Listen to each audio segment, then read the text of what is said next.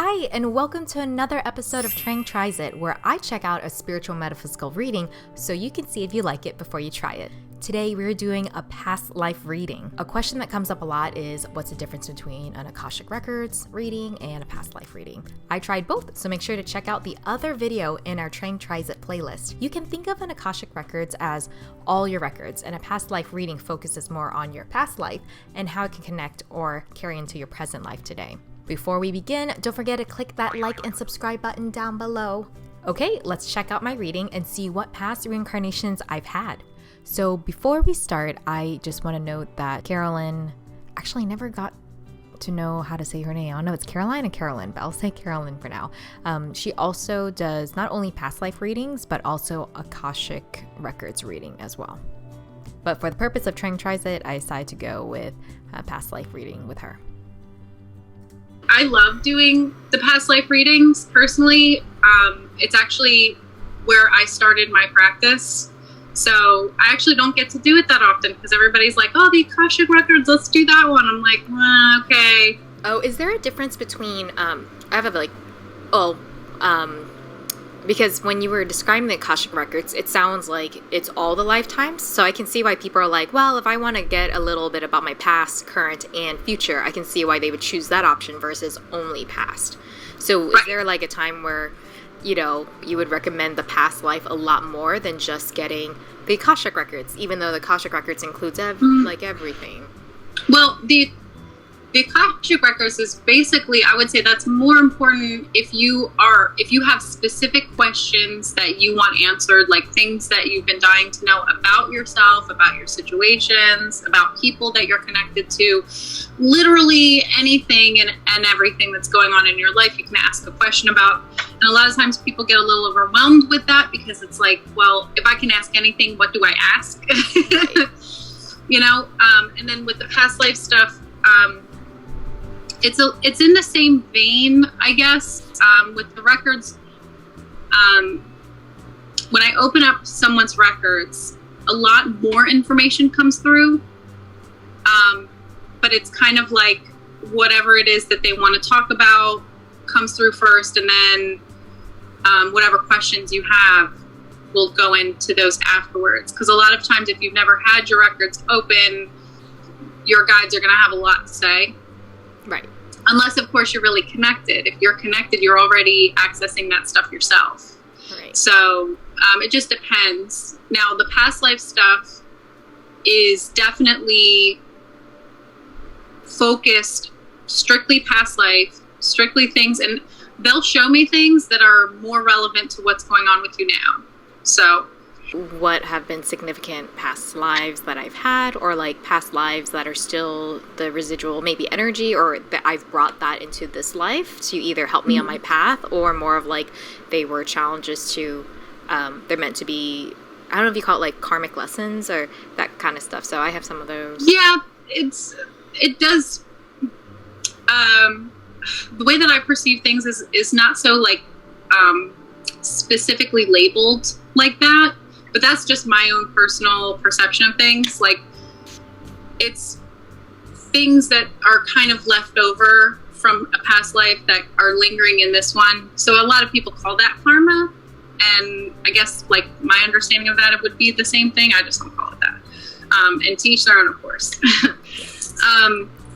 Okay, so we'll go ahead and get into it. What I want you to do, what we're going to do is kind of close our eyes, take a deep breath, and I want to have you have the intention of sending over your guides to me so that I can speak to them and get you the most accurate information for you that is in your highest and best good. So take a deep breath.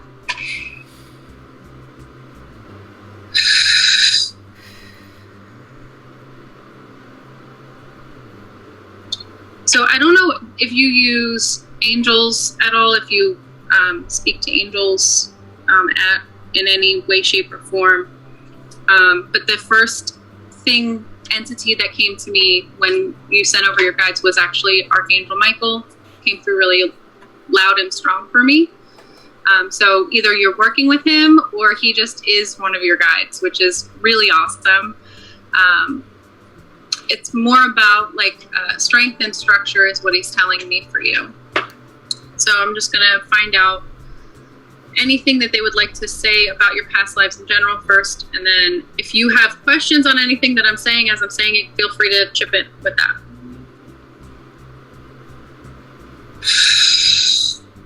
I'm trying to get off of Michael right now. I'm like, dude, she wants some past life stuff. Can we talk about that? Do you talk to your guides a lot? Do you have a good conversation with them or connection with them right now? Yeah, I'd say so. I talk more so to my grandpa, who I know is helping me in this lifetime too. Okay, so the first thing that is coming to me right now is actually native past life. In this lifetime, you were male. I'm seeing you as kind of like a leadership figure in your community. So I feel like leadership for you it kind of comes, might be easy, but at the same time it might be difficult, because I feel like they're showing me these young men that were giving you a hard time.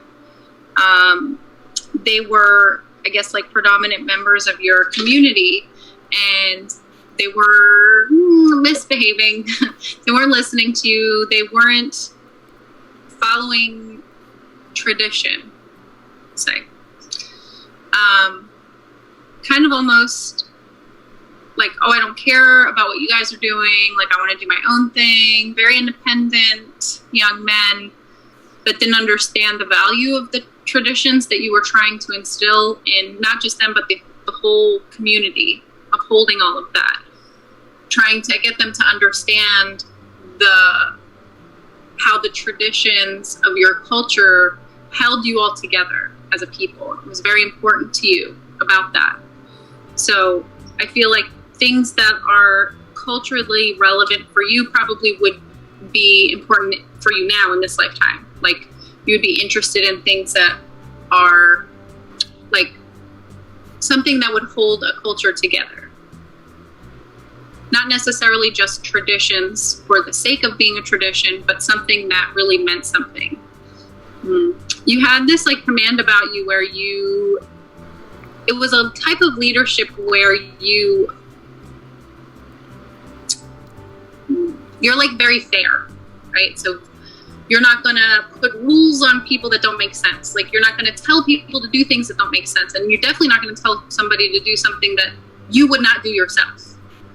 You'll never do that. This gained a lot of respect from your community. People looked up to you. They saw who you were and what you did for them.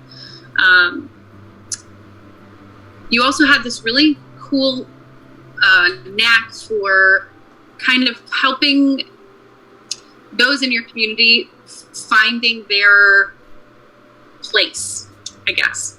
So like, you really had an affinity for people within your community that felt kind of lost. Like, I don't know where I fit here. Like, I don't know how I can contribute. And you would sit with them and talk with them and get to know them really well and kind of almost mentor them, and be able to figure out where it was that they fit in really well within the community. That was like your favorite thing. You really loved doing that. So when she was telling me about this past life, I kind of felt it in me. I really resonated with it. And I think it's so funny when she said leadership, but it was hard. I was like, yeah, because you always work with like lazy people or people that just don't care about their work ethic. So it's funny how a lot of the way I feel about certain things in this lifetime, it kind of is parallel to how I feel in that lifetime. I also have been told that I tend to bring people together, especially in the workplace sometimes, especially when people are different departments. I have never really been in a leadership role at work because I've never ever got really a chance to do that based on my job title. But yeah, I would find ways without even knowing it of just introducing people to each other, like in a natural, authentic way. And when she was mentioning people feeling out of place, I just wonder if in this lifetime it's kind of like the Happy Healing Shop as a safe place for people who feel out of their shell or feel very uncomfortable with their beliefs, and where this is a place where we can guide people and talk to them and mentor them. So I don't know how to describe it. Obviously from outsider's point of view, it sounds all like, all right, this is a past life, sure, whatever. But I really resonated with this. Even though they're two different lifetimes in two different eras, I don't know how to describe it, but it just kind of really, I think the same pains and struggles and the pluses to it are really similar. So well respected, very well respected. And when you said something, everybody listened, because you weren't someone that just talked to talk. I feel like that's not you now too. Like, you don't say things just to fill space. Like, if there is something meaningful for me to contribute to the conversation or to say to somebody, then I will say it. So you actually have a lot of conversations in your mind that don't ever get expressed. And in this past life, that's how you were. You really enjoyed this particular life for yourself. I feel like you lived a very long time, actually longer than most people did at that time. It feels very old. And when I say native, a lot of people think, in the last like 300-400 years. This actually feels older than that. So I'm not really picking up on a time specifically because we don't really know much about native cultures, unfortunately. It's really sad. But I do get native energy around you as well now, because that life you were so attached to, and it's still relevant in this lifetime. I feel like there's people from that lifetime helping you in this one. There's a wife figure from that lifetime that hangs around you, like your energy. She's very drawn to you, very helpful. She almost is like waiting for you to delegate. Like, what should I do next? Like, how can I help you? And not in like that, like weird, like needy way. It's more of like that reverence that everyone has. Like, you do so much for us that I want to do for you. And the energy is still present with her because she sees that in you. I feel like you're a huge giver to people. You give time, energy, space, anything. One thing I noticed in her reading that I really liked is she would give a message, but she would elaborate on it to clarify it, if that makes sense. So just for example, that reading of when she said there's someone there waiting for you to delegate.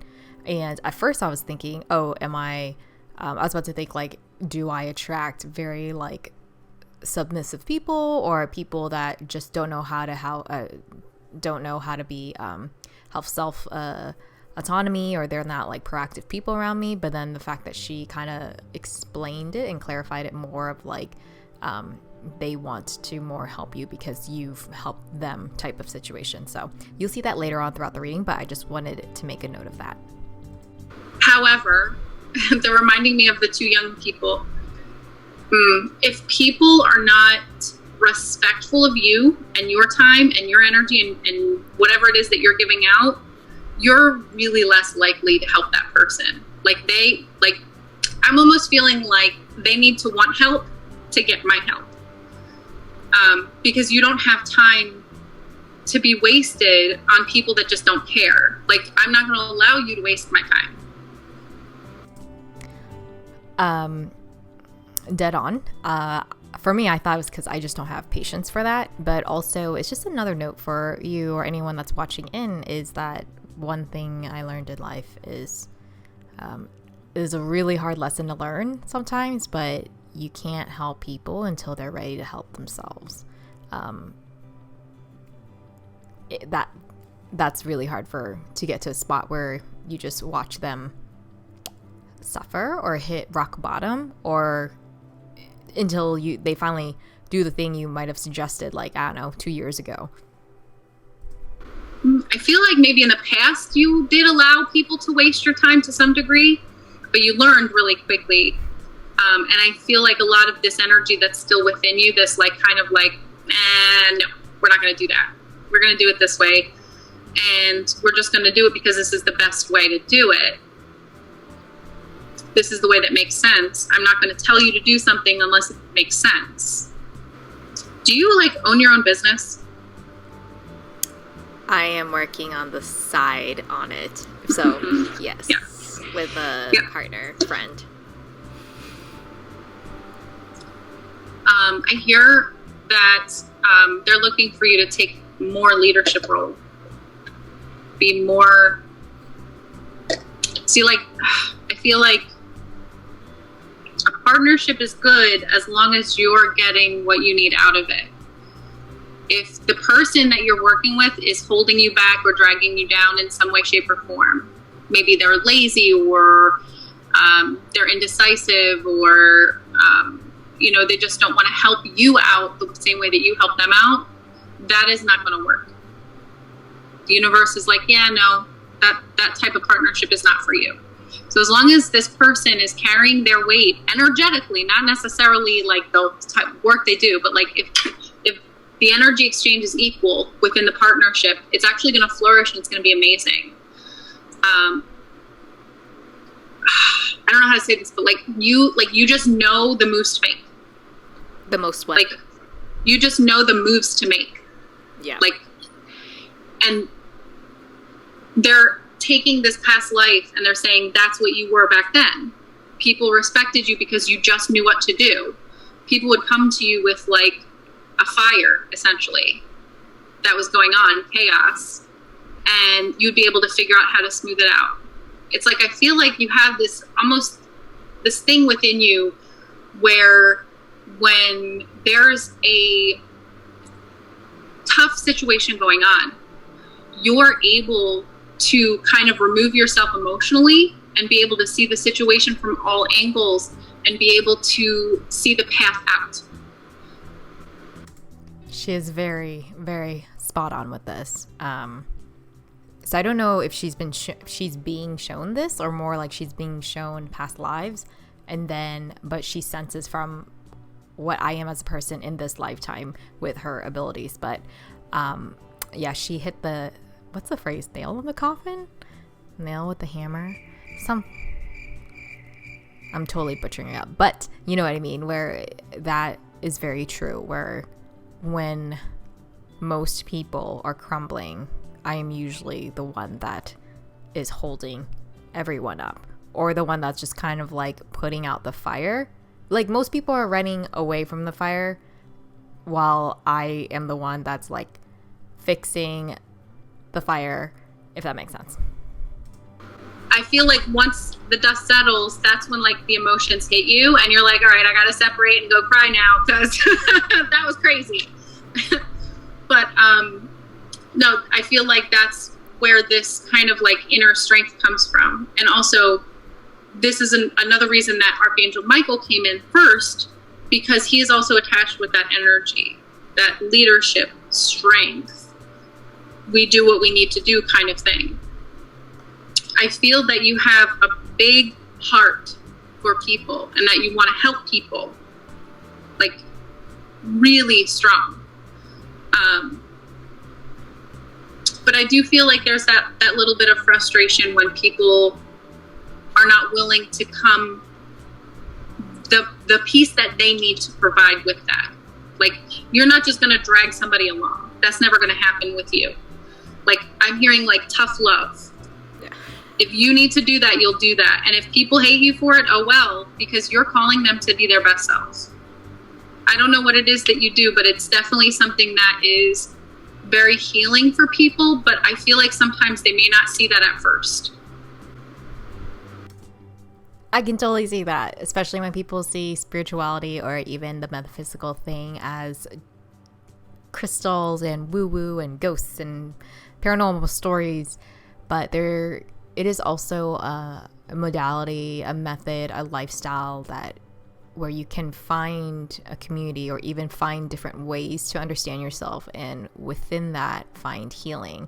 So it's kind of like on the surface it's that, but you could deep down, when she said this, I was just like, yes, oh, it's on the spot. And obviously she doesn't know this reading until later on afterwards that that I have the Happy Healing Shop. So even earlier on when she just picked up, she's like, do you have a business? So yeah. You are a very old soul. I'm trying to see how long.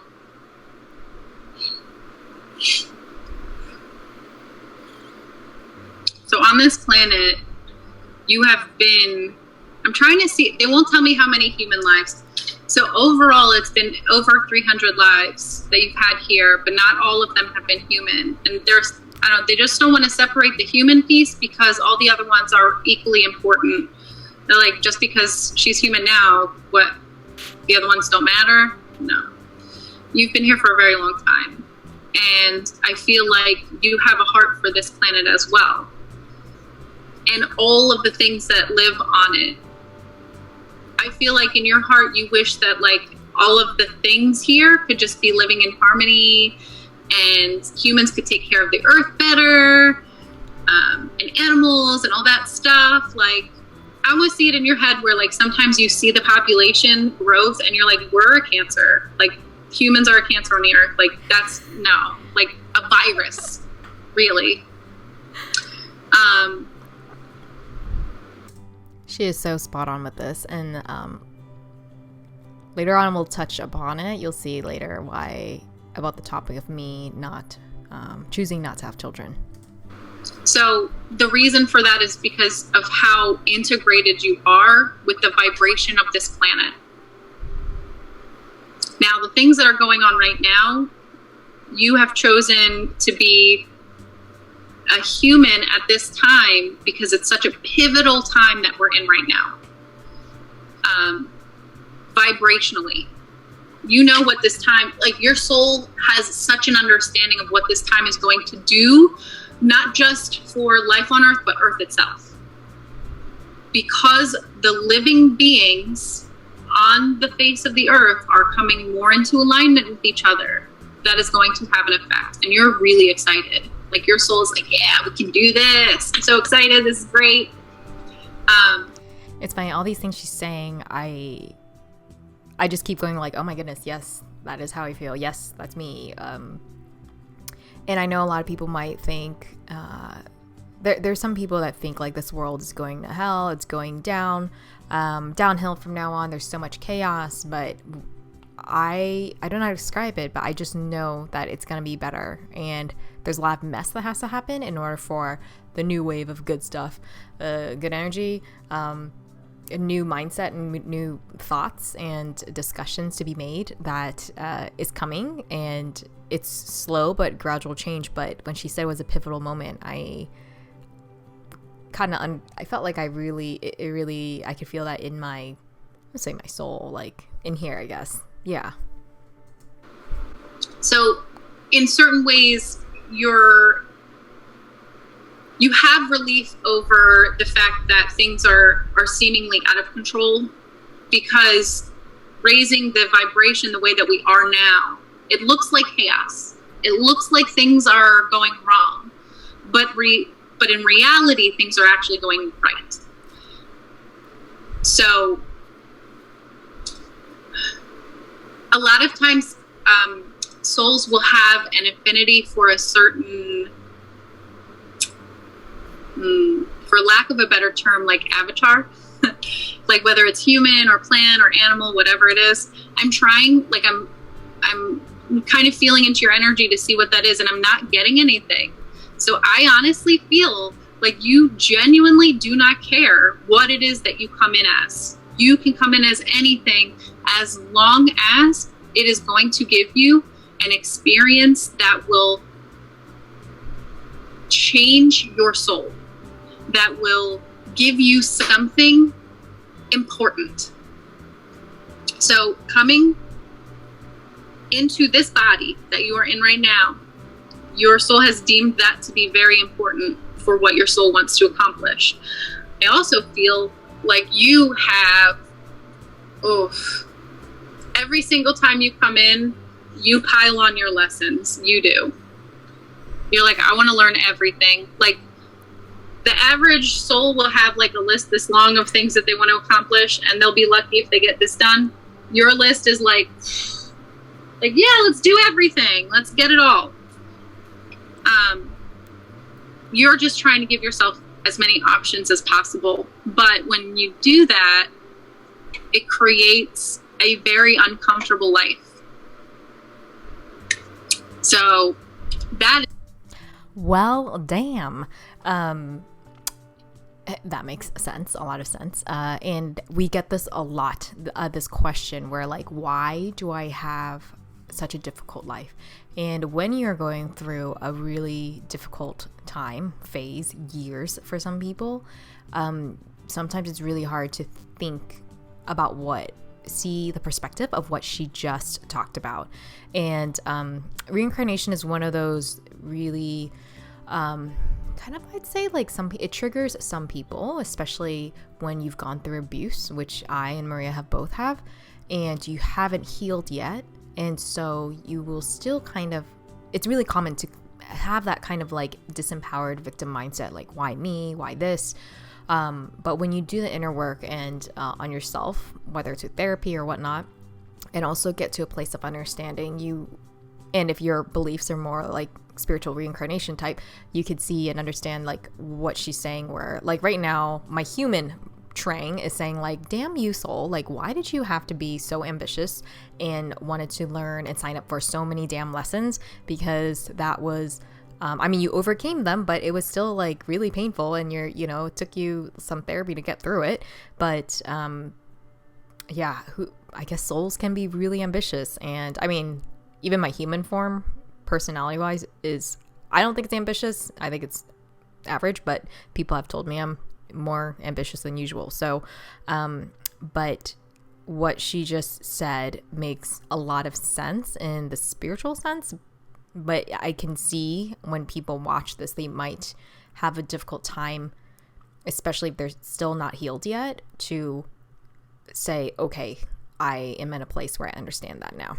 But the thing that she'll explain later, actually I think coming up right now, is because my soul is so ambitious, that means each life is I just keep piling on like things I want to learn, and it's like going to medical school, I feel like, but cramming it for the rest of your life, and you're like, really? Anyways. Is part of the reason that things have been so uncomfortable for you, because of how long you've been here and what it is that you're looking to accomplish. Like, you know how like on TikTok they have like level 13, level 21, depending on how old you are. Like, your level is like off the charts right now because of how much you've done. You do not like to take breaks. Certain souls need a moment after, wow, that was a doozy of a life. I need a second. Like, I'm going to wait to go back in. You're like, nope, send me back in, coach, right now. Let's do it. You dive right in. You're like, I don't want to wait. I want to experience this. Okay, so sometimes people ask like, hey, in the afterlife, do we take a break? Do we rest because the human life was so rough? And the thing that people don't realize, and you can check out our Grandpa Luan series, YouTube series, where he talks about the afterlife. We talked to my grandpa through psychic medium Maria Hill about what it's like. And our human form sometimes, with a lot of people, they have a hard time understanding that once you pass in the afterlife, your spirit, your soul is just kind of like, okay, I'm back in the afterlife now. That wasn't too bad. That was really fast. Obviously for us, we feel like 80, 70 to, 70 plus years of living on earth. And it's like, it can be very tiring. It has a good, it has a bad, but, in the afterlife, it just feels a lot shorter. So, and also you're in a place of like peace and it's just chill there. It's like, you don't have like the anger and the emotions that you carry on. Like, you don't go in the afterlife and go like, well, Karen, I still remember when you did this to me. It's just more of like, oh, hey, Karen. And, like, hey, Bob, that kind of stuff. Everything's just, it's just very different dimension too, and vibration, and you don't hold those human emotions anymore in the afterlife. So that's when she's explaining about me, probably my soul, and more, I guess, ambitious souls or old souls.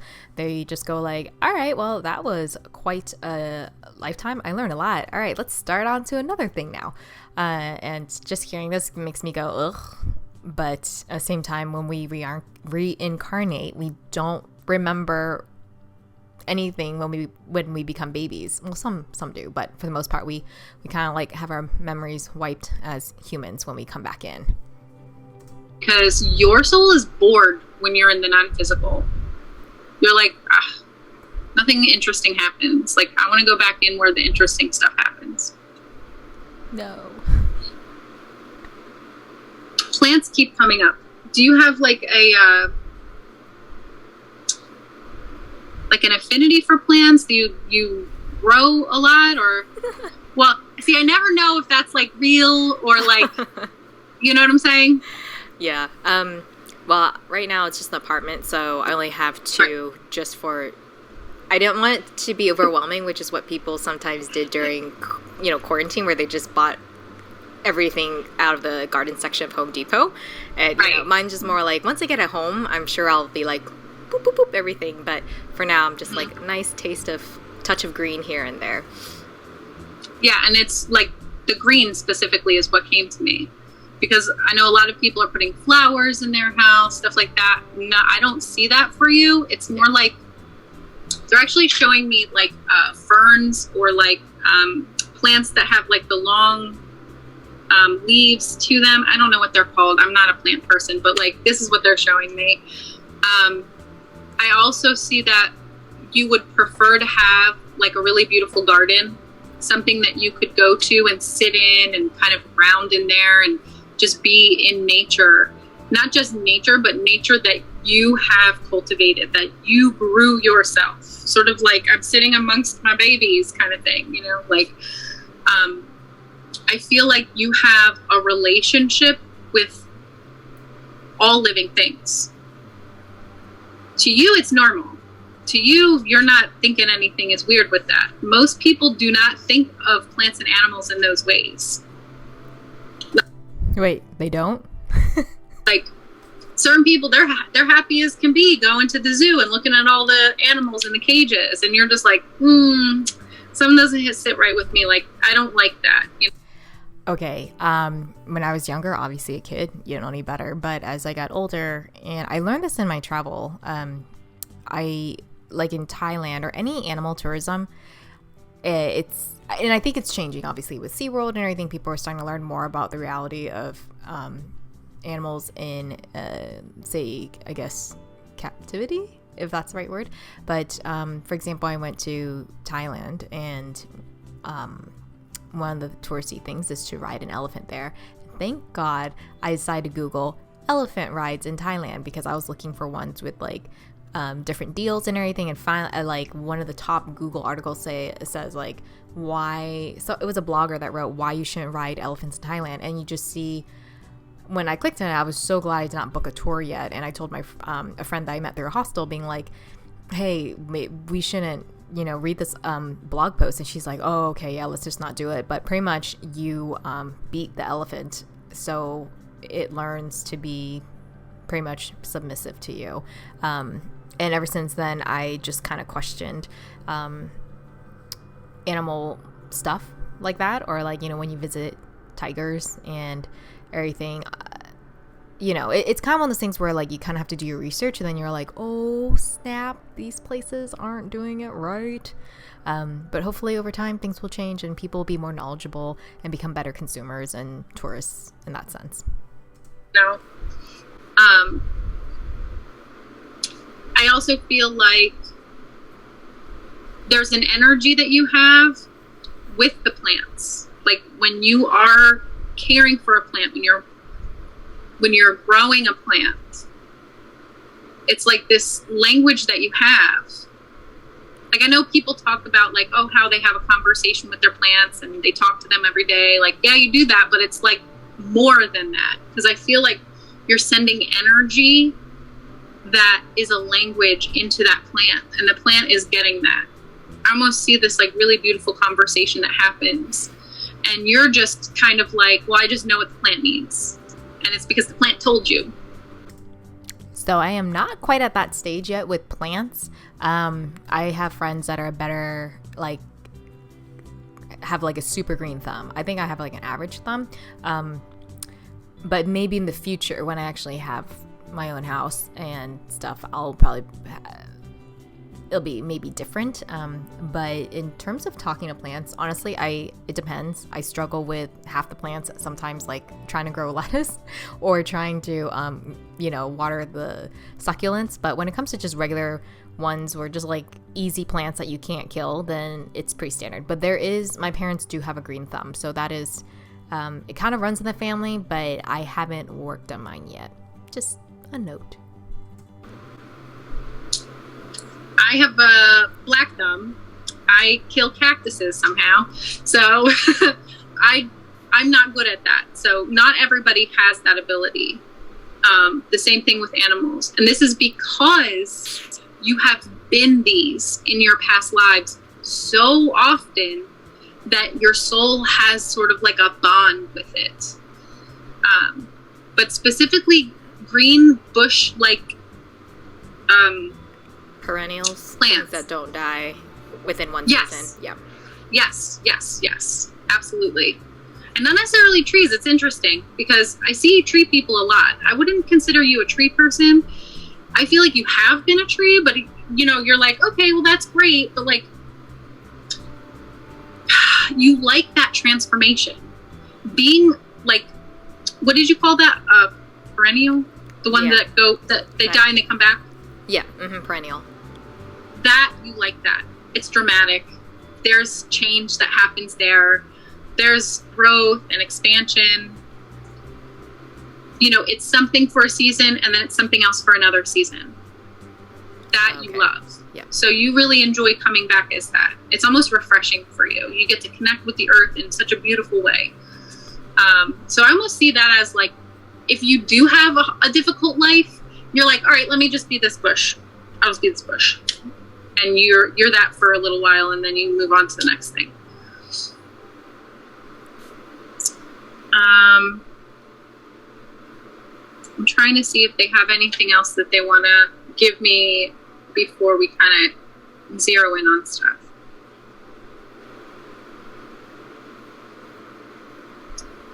Interesting. Okay, so sometimes I can see the planet that you were on right before this one.